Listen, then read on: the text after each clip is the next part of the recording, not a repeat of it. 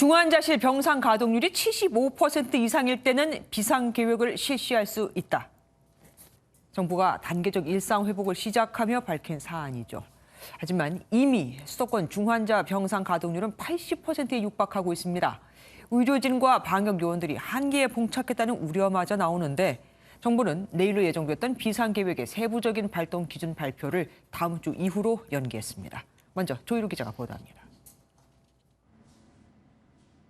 서울의 위중증 환자 병상 가동률은 78.6%로 병상 10개 중 8개가 차 있습니다. 추가로 입원할 수 있는 병상은 고작 74개밖에 남지 않았습니다. 인천과 경기도도 70%를 넘겨 수도권은 이미 정부가 앞서 밝힌 비상계획 발동 기준을 넘어섰습니다. 계속되는 확산세에 가장 우려되는 건 의료 인력의 차질이 빚어진다는 점입니다.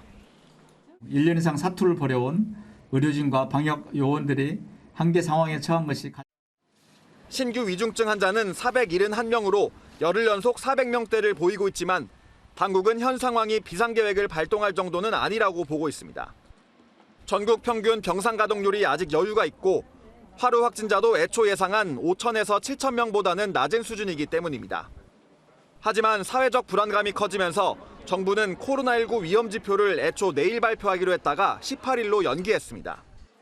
위험지표는 신규 확진자가 아닌 위중증 사망자 중심으로 어떤 상황일 때 위험하다고 볼 수 있는지, 그래서 비상조치를 취할 것인지를 결정하는 핵심 기준입니다.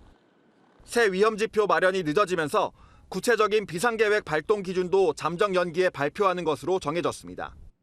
다만 정부는 특정 수치와 같은 기계적인 판단이 아닌 여러 지표를 종합적으로 검토해 기준안을 추후 발표하겠다고 밝혔습니다. MBN 뉴스 조희로입니다.